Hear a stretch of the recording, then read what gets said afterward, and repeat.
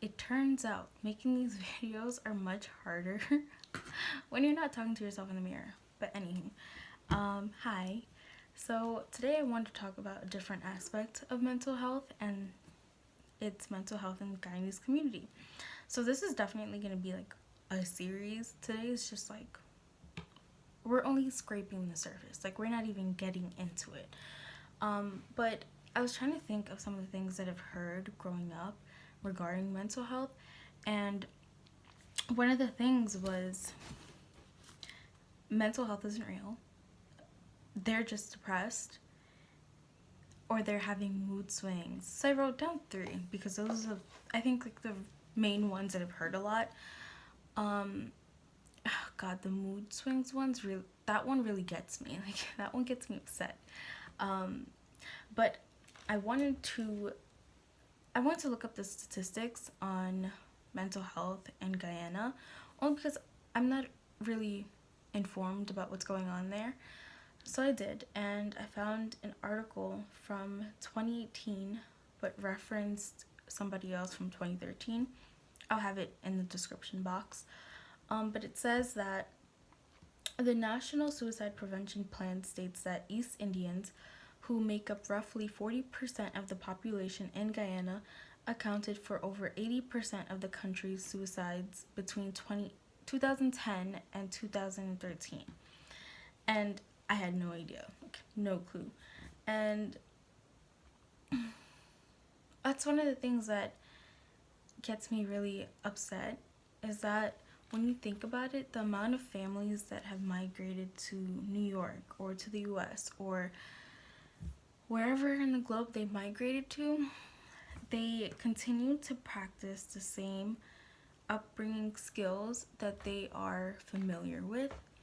And it's the same kind of structure that didn't help their upbringing that is now impacting the kids of today's generation, and it's not effective, like, at all. And so one of the things that I'm mostly concerned about is having that conversation starters with parents and adults.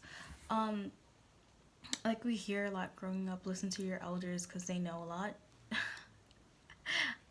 I have a lot to say about that, but not for this video. That's true. They have some wisdom. But when it comes to mental health, they're not really educated on what it is. And so I also have the definition up here. And I'm going to read it because I don't want anyone attacking me for saying that it's my definition when it's not. So mental health is a person's condition with regard to their psychological and emotional well-being. So I heard at the NAMI conference that I mentioned in my last video, mental health is kind of the same thing, like going to the doctors for a throat infection. Maybe you can't see. Maybe you broke your ankle. It's the same thing. So when people talk about going to see a counselor or a therapist, it's like this hush-hush thing. When I went on social media, I think about like 2 years ago, I went on Facebook and I was talking about seeing a therapist and how it changed my life. I got like mixed reviews about it. Like I got some people who messaged me saying, "Why would you post that? Like take it down." And then I got some who like approached me and were like, "Yeah, I see a therapist too. I see a counselor too," like on the low, like it was a hush hush thing. And that's what I want us to be able to do, to talk about it, to make it normal. You go to your family doctor for the same thing as you would if you go to see a counselor, except you're talking about what is impacting your well-being and how you can resolve those issues. And that's one of the things I think the Guyanese community lacks. Like there are so many great entertainers that we have on social media who make fun and poke at aunties and uncles and how they behave, and brown moms and brown dads and uncles and, you know, cha-cha-chachis and all these things. But nobody's talking about mental health and how it impacts us.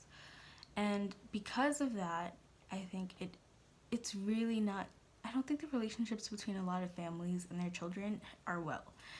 And I just want to talk about that. Like, I want to keep this video more short, and I want to like talk about the statistics because I didn't know much about it. And I also just want to know, like, what do you guys want me to talk about? I have a few ideas. I have a few inputs from the last one. Yeah, let me know what you want. I'll talk about it. We can do a Q&A. We can do why am I so passionate about mental health. Yeah, let me know what you want. Thank you.